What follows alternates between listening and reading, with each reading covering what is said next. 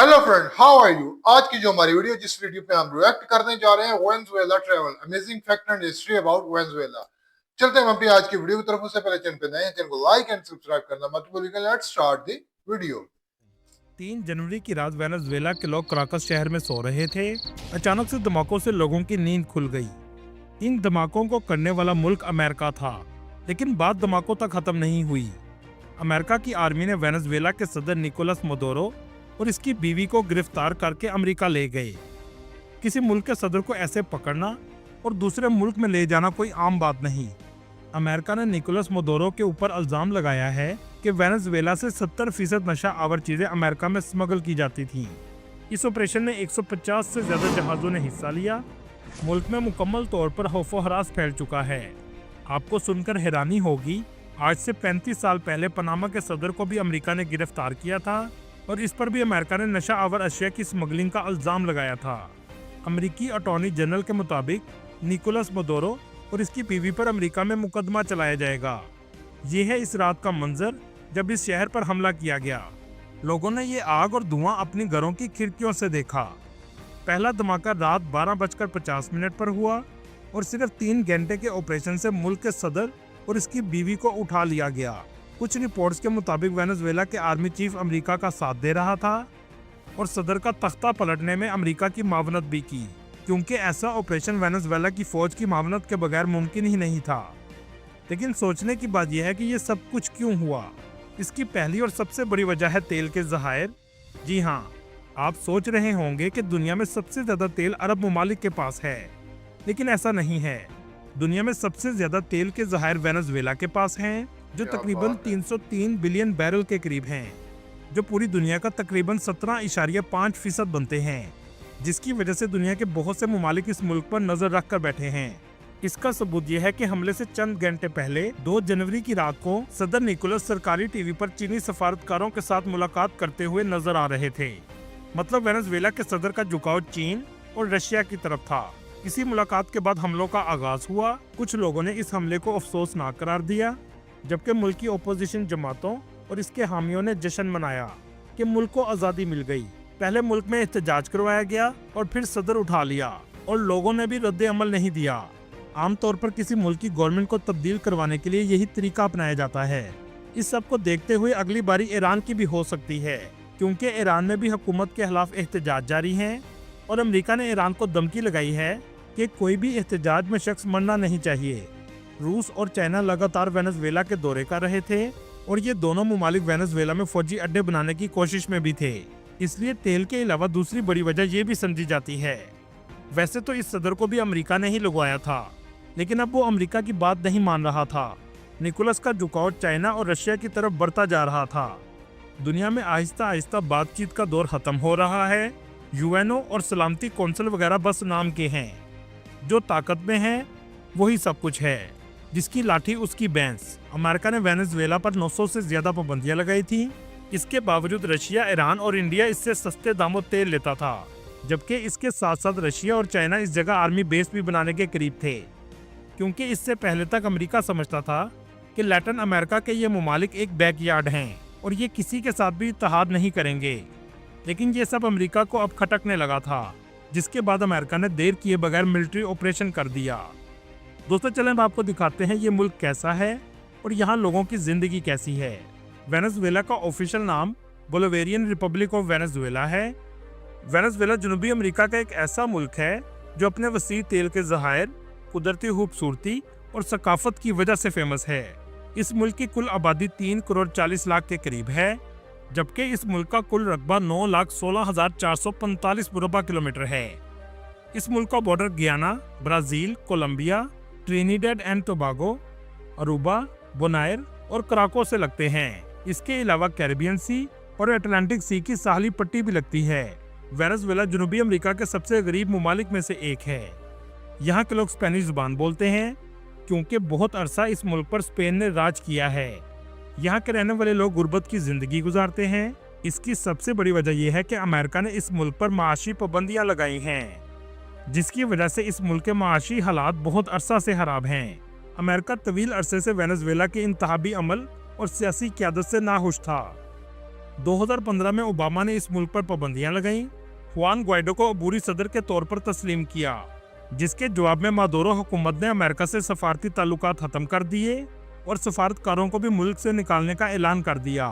दोस्तों, किसी भी मुल्क में सफारत हाना ही जासूसी का सबसे अहम जरिया होता है। इसी वजह से वेनेजुएला की हुकूमत ने सबसे पहले अमेरिकी सफारत खाने को खत्म करने का हुक्म दिया था, लेकिन इसके बाद मुल्क में माशी अदम इस्तेकाम पैदा हो गया।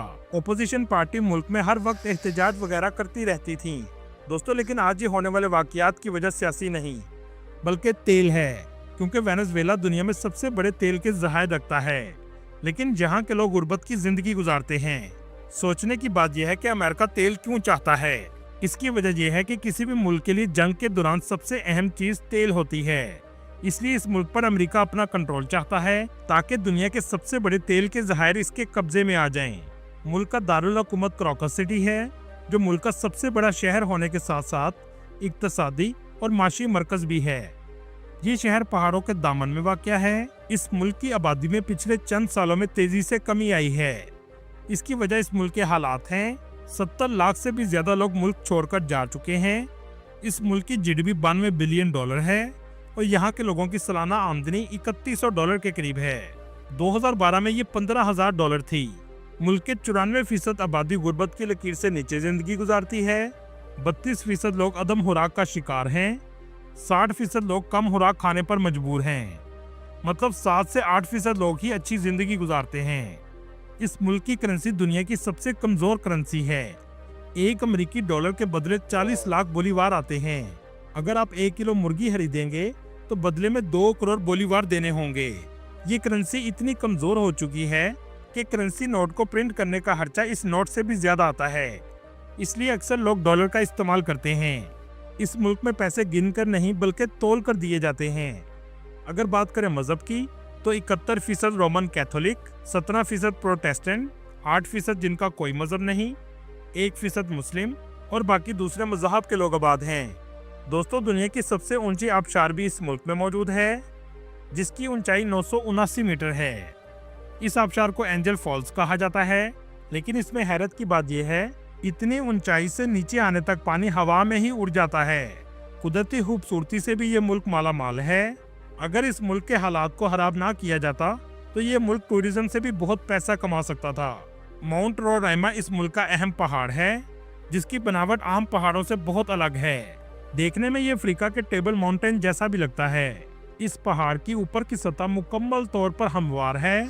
वहाँ के लोग इस पहाड़ को देवताओं का घर भी कहते हैं। रोस लोकीस इस मुल्क का ऐसा जजीरा है जो इंतहाई खूबसूरत और कुदरत के दिलकश मनाजर से बड़ा हुआ है। इस खूबसूरत आइलैंड में टूरिस्ट समुंदर और बीच के खूबसूरत नज़ारे को देखने के लिए जाते हैं। वेनेजुएला का एक शहर कोरो है, जो कोलंबस के ज़माने से कायम है।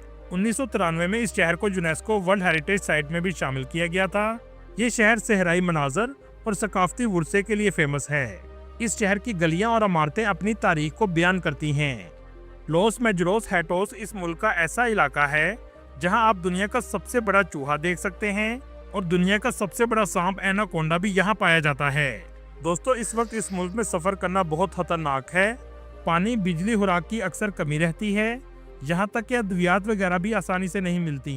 इसी वजह से इस मुल्क का सफर करना बहुत मुश्किल है। तो दोस्तों, ये थी आज की वीडियो और इस वीडियो का कंक्लूजन यही है कि जिसकी लाठी उसकी भैंस। देखें, उन्होंने रात के वक्त एक 3 घंटे के ऑपरेशन करके वेनेजुएला के सदर को उठा लिया और ये ऐसे नहीं मुमकिन होता। वो कहते हैं घर का बेदी लंका डाए, यही बात है।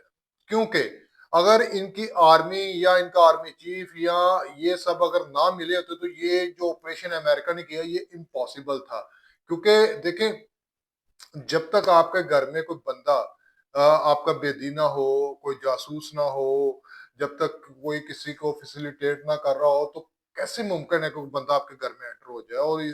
और वो भी कोई आम बंदा नहीं उठाया, उस मुल्क के सदर को उठा लिया जाए, उसकी बीवी को उठा लिया जाए और उस पर रीजन क्या ले गए, ये मंशियात। और ये बड़ा ना एक चीप किस्म का वो कह लें कि एक प्रोग्राम है कि बस मंशियात डालो। वही पंजाब पुलिस वाली कार्रवाई कि अगर फॉर एग्जांपल किसी बंदे को उठाना है तो वो एक मूवी पंजाबी है, वो कहता है जी हमने सर बंदा किस तरह चुकना, वो कहता जी ये भी हम पंजाब पुलिस में दसना पड़ेगा जी बंदा किस तरह चुकना। तो ये बड़ा ना एक जाना-माना कारनामा या कार्रवाई है कि बड़ी इज़िली हम ये कर सकते हैं। और इन्होंने भी आज से कुछ साल पहले एक और सदर को उठाया था, नाम बताने की ज़रूरत नहीं, वो आपको आइडिया है ही कि उसमें भी इन्होंने एक मुल्क के सदर को उठा लिया था और इसमें भी यही है और उसपे भी मंशियात डाली थी, इसपे भी ये जी मंशियात। और ये सारा जो कारनामा है, ये सारे जो इनका प्रोग्राम था, जैसे कि वो वेनेज़ुएला का जो सदर है वो जैसे कि रूस और चाइना के साथ बड़ी उसकी मीटिंग चल रही थी और ये भी मीटिंग के बाद ही हुआ है। अमेरिका को पता चल गया था कि ये क्या करने जा रहा है और वैसे भी तेल निकलने के बावजूद, हालांकि लोगों का तर्ज जिंदगी बड़ा बेहतरीन होना चाहिए, बड़ा मतलब लग्जरी लाइफस्टाइल होना चाहिए, लेकिन इस मुल्क की जो करेंसी है तोल के मिलती है रद्दी के भाव। और आपने ये एक चीज और नोट की कि इस मुल्क के हालात इतने ज्यादा खराब हैं और हालांकि इधर तेल निकलता है और 70% पूरी दुनिया का 70% तेल के जो जखायर इधर पाए जाते हैं, लेकिन 900 से ज्यादा पाबंदियां हैं। वो किसने लगाई हैं? अमेरिका ने। आपने ये नहीं करना, आपने वो नहीं करना, इंज नहीं करना, उंज नहीं करना, ये सारा कुछ जो है ये अमेरिका का है। लेकिन उसके बावजूद भी उसको सब्र नहीं आया, क्योंकि जो इसके बिहाइंड द रीजन ये था कि बहुत सी ऐसी चीजें थी जिसके बारे में वो इनको वार्न करने थे, बहुत सी चीजें थी जो इन पे लागू कर रहे थे, लेकिन ये नहीं मान रहे थे उस चीज को। आए दिन ऑपोजिशन के हंगामे, ऑपोजिशन की प्रॉब्लम्स और हुकूमत के आगे, मतलब जो भी इस तरह जो लाइक एज जो ईरान की कंडीशन है सेम वही है। तो इन लोगों ने फिर जो भी पूरा प्लान बनाया, प्लान बना के उन्होंने फिर सदर को उठा लिया। अब उस पे मुकदमा चलाया जाएगा कि भाईजान ये जी मंशियात फरोख्त करते हैं, ये डीलर है मंशियात का बहुत बड़ा, और देन इसको पनिशमेंट दी जाएगी। और अपन ये तो सारा एक ड्रामा है। मेन चीज थी जो उन्होंने करना था वो कर लिया, उन्होंने इस मुल्क पे अपना होल्ड करना था, होल्ड कर लिया। उनको बेसिकली मतलब था तेल से, और वो अब उनके कंट्रोल में है। अब जो भी इधर बंदा बिठाएगा वो उनका यस सर करने वाला होगा, जी हजूरी करने वाला होगा, देन को प्रॉब्लम कोई नहीं है। इस मुल्क पे टोटली होल्ड उनका हो जाएगा। तो ये थी वेनेजुएला में एक छोटी सी डॉक्यूमेंट्री। और बाकी आपने ये देख लिया है कि इस मुल्क के क्या हालात हैं, कि दुनिया की बदतरीन कंडीशन है इनके मौशियत पे और इनकी करेंसी पे और बाकी चीज़ों पे, और लोग किस तरह की ज़िंदगी गुजार रहे हैं। तो उम्मीद करता हूँ आपको वीडियो पसंद आई, लाइक और सब्सक्राइब करना मत भूलिएगा, कमेंट सेक्शन में अपनी राय का इजहार लाजमी कीजिएगा। मिलते हैं कल एक नई वीडियो के साथ, तब तक मुझे इजाजत दीजिएगा। खुदा हाफिज।